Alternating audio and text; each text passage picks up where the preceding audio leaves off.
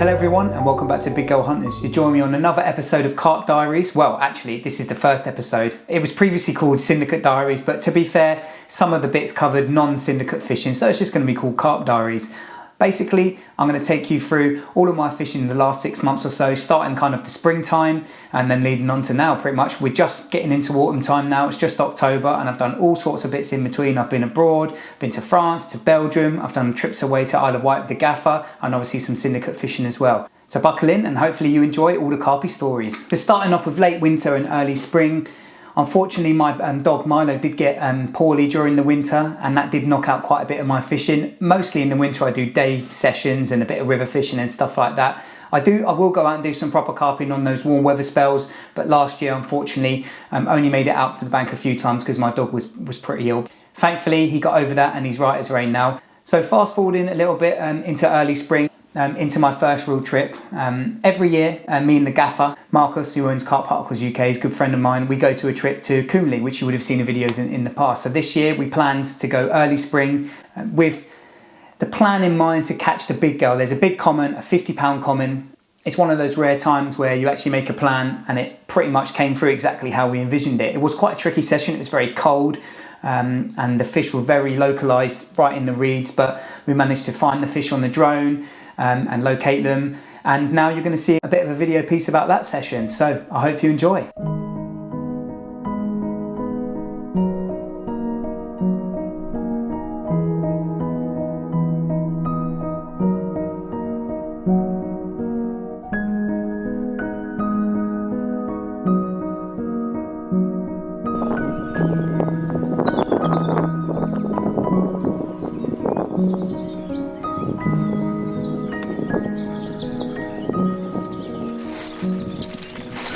Here he is. Morning. Morning, mate. How's it going? Yeah, good. Pascal? No, very quiet night. Not the first night of glory we were hoping for. No, a few liners, but nothing to report. So Nothing going on, no? no, seen a couple show. Typical Kumle form. We seen everything yesterday, but get to the lake, get set up, get the rods out, and very quiet. But I mean, we've been here before, so you know, second day could be productive. Hopefully a few show up. Yeah, the conditions look okay today, not as hot.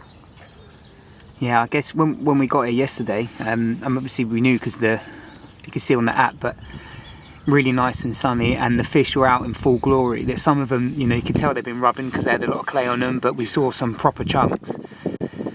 And then yeah, so basically as soon as we get all set up, you know, the night comes in, the weather starts to change, and this morning it's the complete opposite, isn't it? Yeah, cloudy. That wind swung right round. Yeah, shit. Hacking into the right hand side of the lake now. So yeah, hopefully we do get a bit of a wind change and it does die down a bit. Winds have been strong last night, so hopefully it does die down and we get calmer conditions and the fish play ball. So I'm sure if that sun comes out, they'll get back in there and we'll be ready waiting for them. yeah, we did get some cool drone footage when we got here as well, you know, so we could literally see everything in the reeds. So it sort of kind of pushed us towards the reeds really, but maybe that weren't the right direction to go. Maybe, you know, coming a bit off the reeds might be a better option. So yeah, the thing is, it's that high pressure and that warm. I just feel like in high pressure you have to be fishing in shallowest water, and they, you know, they're living in and around them reeds, but obviously whether even, you know, if we're in 4 to 6 foot, they're just cruising just to maybe on the surface or just a foot under. You know, they just don't seem like they're interested in feeding at the moment, although they are zipping around a little bit, so yeah, looks like they might be willing to feed. definitely more active than when we were here previously, but obviously different time of year, different conditions. It's probably 6 weeks on from now, isn't it, when we came last year? Probably even more. Yeah, they just spawned a week or so before, so they, you know, some of them were just completely not feeding, but there were some who spawned on the first wave and they're up for feeding, so Yeah, we managed to nick a couple. What have you got going on here then? a couple of biscuits. Couple of bickies, boy. Well, fingers crossed for today. Yeah.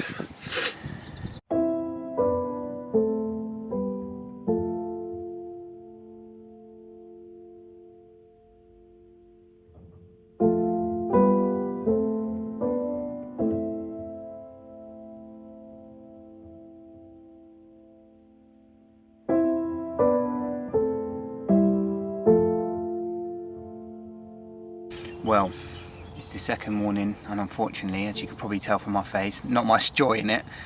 Nothing has happened. Had a few knocks last night, and overall it's been pretty unproductive. Just caught up with the gaffer. He was asleep. He hasn't had anything either, and he goes, not a touch. The weather conditions are awful, really high pressure, horrible northeasterly cold winds. And we've just had some rain, but the pressure hasn't dropped hardly at all, which is quite strange. You'd expect it to drop a little bit, but it's dropped 1 or 2. It's naff. It's still, you know, in that sort of red colour, which I hate. As in why we're fishing in such shallow water. Anyway, about 30 minutes ago, I was just making myself my first tea. I'm on my second one now. And I was just watching out, trying to like maybe film a sunrise or something like that, or just some of the mist on the lake. And a big common showed. And then another fish showed, and then another fish showed. Totally different spots I've seen them, almost in the middle of the lake really. But I quickly reeled in one of my rods and put a lead on it, very light lead, and it's I reckon about 8-9 foot where they're showing. But there's a big bed of Canadian, and I couldn't get a drop anywhere. After 4 casts, I didn't want to disturb it anymore. Just a 2 ounce lead, just trying to feather it down just to see. I managed to find a slight drop just on the edge of it, so I put a pop-up on, whacked it up over there, put maybe 15 baits over the top. I've just settled that. One has showed since then, so hopefully I didn't spook them too much, but it's just a case of, are they in the upper layers, are they in the weed? There's no fizzing or anything going on, not that you'd see it really, to be honest, because there is a bit of a chop on the water, so it certainly doesn't feel like feeding fish, and the way they're showing it, to me it feels like they're smashing up some naturals. Obviously zigs are banned on here, so we couldn't do that, even though probably wouldn't want to zig in a big bed of Canadian, but you never know. I'm sure people have. When we arrived, the weather was bang on, and basically from the first night onwards it's just turned and the weather was rubbish, and we knew that the conditions that we're going to be in, but obviously we positioned our rods based on the fish that we saw on the first day, and we saw lots of them. We saw so many chunks. We've got some great aerial footage and such, which I've probably already mentioned, but it's just one of them really. It's just changed so much, that high pressure. You couldn't, this time of year is my favourite time of year, spring. Things can change really quickly. You can catch fish on little baits, you can catch them, you can be very mobile, you can be very reactive, which is what I like. But also when the conditions aren't right, you know, and you've got really cold winds, no sun, high pressure, it's just weird, and it's very difficult to try and get them to feed. You know, if they are going to feed, they're just up in the layers, and if you can't fish zigs, it's almost impossible. What you can do is try and find shallow water. But even, you know, we've been fishing traps off the reeds in about anything from 4 to 6 foot, and they're just loitering maybe a foot under the surface, cruising over it all day long, and they're just not interested at all at feeding. They're not up for it. However, there's still 2 nights left.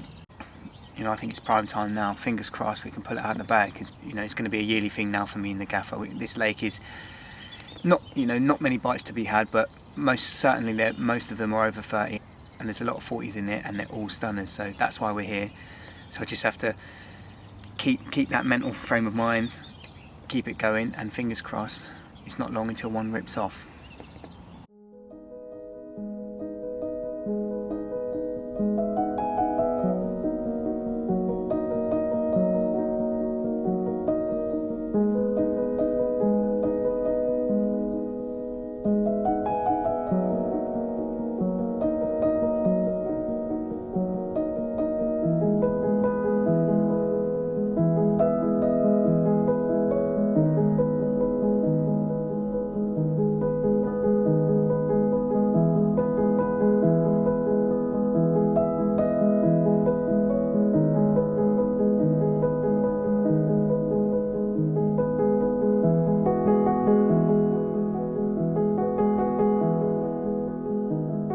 Well, there we go, first one of the trip. 3 days that they've been beasting us, and I finally got my first Kumle one. Oh, it's been a long time coming. We've been fishing over them, they've been in the reeds, not willing to feed, but finally they've had it. This one, 28, wasn't it? 28, yeah. Yeah, 28 pounds, proper Kumle scaly. This is what we come here for, those big heavy plated scales. Oh, what an absolute stunner. Spin it round. Ooh. She wants, as you can see, she wants to go. Hopefully I can spin her around. Not today, baby. The owner here likes all of the photography and video and such and all that sort of stuff to be done in these photography pools. The only thing is, I mean, we've already met a few people here that have dropped them and didn't get pictures of the fish. Yeah, that's the only problem. As you know, they go crazy. But there's the other side. This one's on the CC Moore new test bait again, carving up on the test bait. Absolutely loving it. Carp Particles UK, chili hemp, Markle special spice. We love to see it. Absolutely banging. Let's let her go.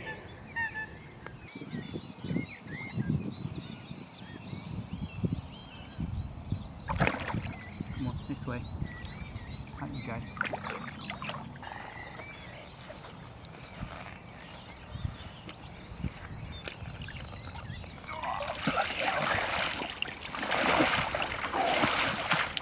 Look at the size of that, boys.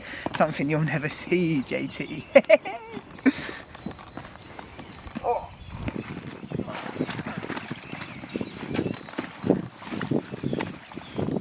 The UK 50 pound on the nose common. She's down in weight a little bit, but you know, who cares, it's a 50. Weighed it on 2 sets of scales just to make sure. The gaffer's assisted me, but what an absolute beast. Quite a rare creature, this one doesn't come out too often, but get it up for you. There we go, new PB, 50 pound common on the CC Moore new test bait. Carp Particles chili hemp. Absolutely, what a deadly combo. Woo! Buzzing, I'll flip it around for you, and then we'll get it gone. Well, there he is. Oh, the brute again. I don't even know what the name of this, I'm not sure it's got a name, but oh.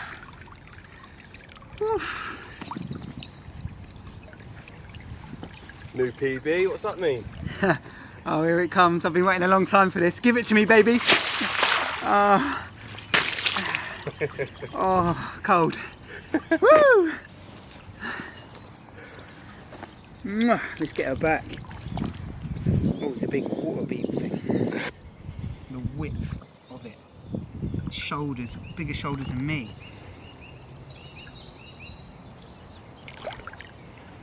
Big girl like that, you want to make sure she goes off.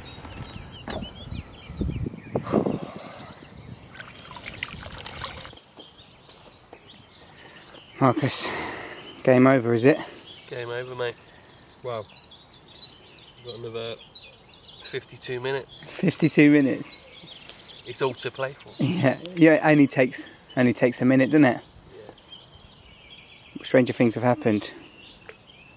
So what are you saying then? You enjoyed the session? Yeah, it's been good. It's been good to get out. Just obviously positive things have come from the trip. New PB for someone. And then a bit of a working relationship with this place here, so. Nice. Yeah. I've proper fallen in love with this place. We really liked this venue, didn't we? Yeah. It's just crazy. Obviously, we seen the video of last year. We compared it to this year and it's almost barren compared to last year, isn't it? Yeah, it definitely is. Crazy how much it's changed. Difficult conditions though. Conditions are swinging around for later on today and the weekends. Whoever's coming in for today till Monday is going to absolutely, I reckon they'll have a few. I really do. Should be primed for it this weekend. That northeasterly's sort of turned.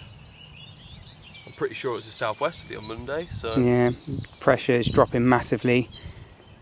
A bit of rain, it's going to look cock on for it. They'll get their heads down, I think. Well, there's always next time. That's it. Sweet.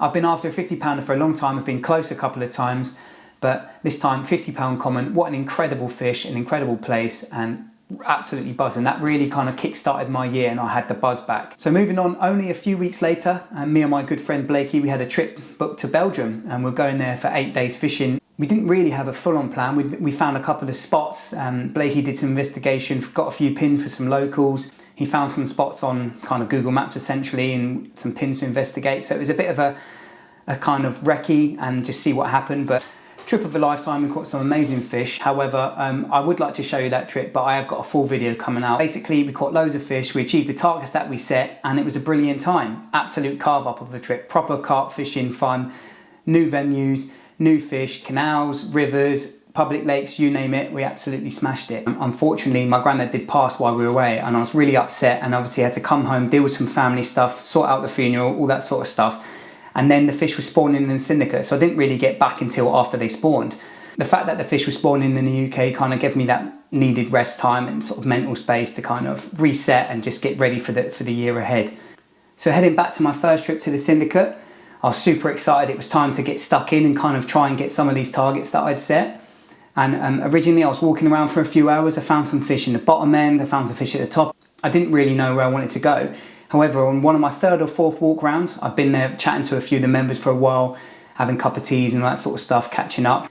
I managed to see a good few fish, some big fish as well, on the shelf, on the shallower end of the lake. Basically, there's a shelf on one side of the lake, and it kind of, it goes along. That's where a lot of the weed growth is, a lot of the naturals, and it's where I believe a lot of the rarer ones live, especially that time of the year. You know, they're kind of sunbathing, safety of the weed. Not as many people fish on the shelf for them. They often fish past it out in the open water. So I think a lot of the rare ones get there. They see it as a bit of a safe haven. Plus, it's just tricky weed, holes in the weed. I decided to jump into one of those swims, get the leading rod out, and hopefully find a spot that I could target in between all the weed beds. Luckily, I did find a very small spot. It was like kind of a little sandy, silty spot in between some weed beds where the fish were holding up. And after a bit of an investigation, I baited it and just prayed that the fish would come back the next day. Later on that next morning, it ripped off. And I had my first fish. It was a really nice, long, scaly one. Right, finally got one. I was on a 10-night blank. I lost the last 2 bites, which is quite unheard of really. I don't get that many hook pulls, to be honest. Boat battle done me in the weed, but yeah, finally got this one. I'm not sure which one it is. I think it might be a fish called the Guest Fish. Another one on the CC Moore new baits on the old Liver Pro. Buzzing. I want to get a back. Scaly number. Look at her glistening in the old summer sunshine. But yeah, give her a kiss and get her back. Beauty.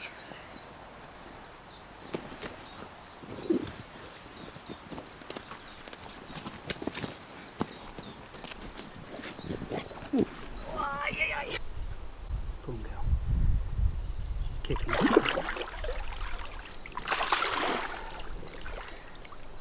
at that. Yeah, fucking churning up on that. Loads of it. What a result, what a lovely carp, such a nice scale pattern. And the sessions just continue to get better really. The next fish I had was actually one of my targets, a fish called the PB Common. Unfortunately, obviously it was down in weight. I'm not the biggest fan of recaptures. It's one that I wouldn't mind catching sort of pre-spawning or in the autumn when it's back at its weight, because it normally sort of goes over 40 pounds. But you know, can't complain with a target. I think it was mid-30s, beautiful long darks, got this nice sort of humpy back, common, absolute cracking fish. Nice, there she is, 35-12. Beautiful fish. One of the bigger commons in here. Look at the colours on it. Had a lot of argillus on it, which I've cleared off. Yeah, it's obviously been laying up, resting after the spawn. I'll turn it around and show you the other side. How big do you reckon that would have been? Got to have been a 40, innit? Yeah, 40 pound. Yeah. There we go. Right, let's get her. She wants to go.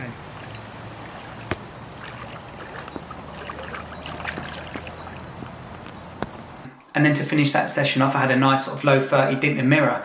Lovely dark fish, again obviously spawned out. And yeah, what a return back to the Syndicate. There we go, we'll get her back. Lovely fish. Ooh.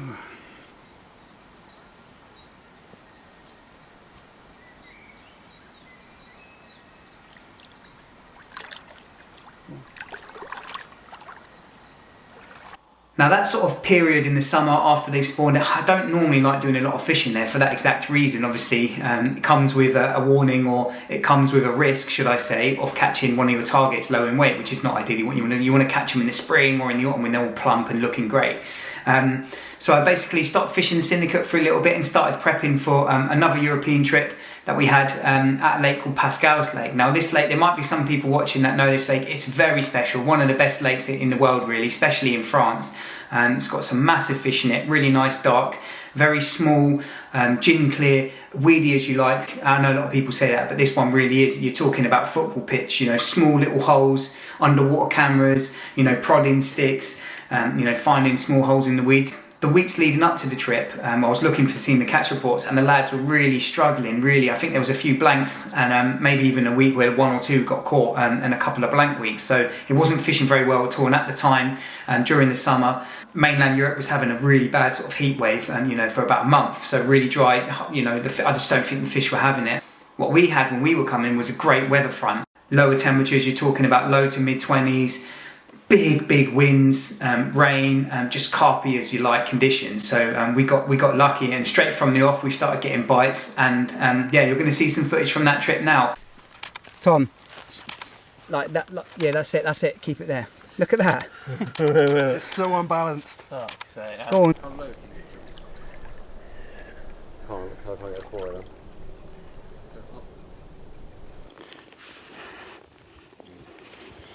Head up or down?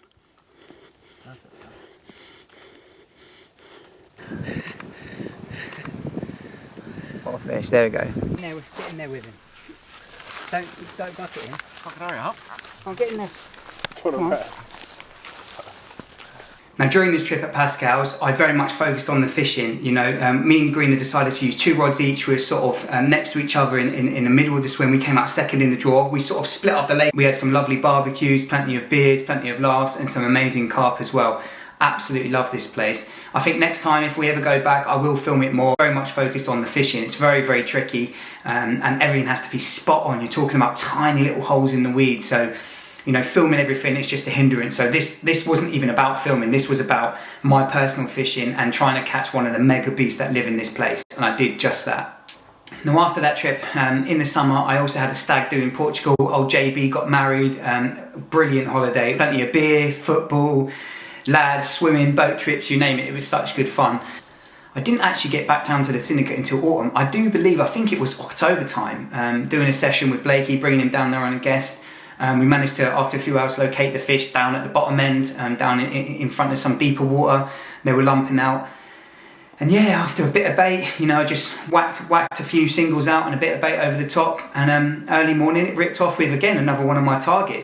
This fish is, I believe, one of the best in the country. It's long, big, mid-40, beautiful, like sort of little scattered scales, as the name scatter scale. It's a boat of a carp. I mean, look at the footage. I didn't get a huge amount of footage for it because I just wanted to get it back. These carp are so precious. I just want to get them in the water as soon as possible. You want it off? So yeah, that was a great sign off to sort of the Syndicate for the year, because I didn't really get back down. The next fishing I did do was another quick little trip with Blakey. We were meant to be going back down for another guestie down the Syndicate, and we had a load of flooding, and not only was the lake flooded, a load of cold water comes in, and it just knocks the fishing off. So we decided to fuck it off and go to Belgium for a quick 3-4 night session. And then yeah, it was torrential rains. We did catch plenty of fish, lots of small ones. We went back to one of the public lakes that we fished in the past, and it wasn't the session we were expecting. We were expecting an autumn carve up with loads of big old black commons, 30 commons, 40 commons, but unfortunately we just caught loads of scamps. They were ravenous for some reason. I think one of the locals had put a load of smaller mirrors in from the canal in the lake, and they were just ravenous. I think I had literally over 30 bites, and then we ended up going home. A couple of nice doubles and low 20s I think I had, but apart from that, it was pretty much all small stuff. Apart from the odd sort of river session and the odd day session here and there, that pretty much wrapped up my angling for the year.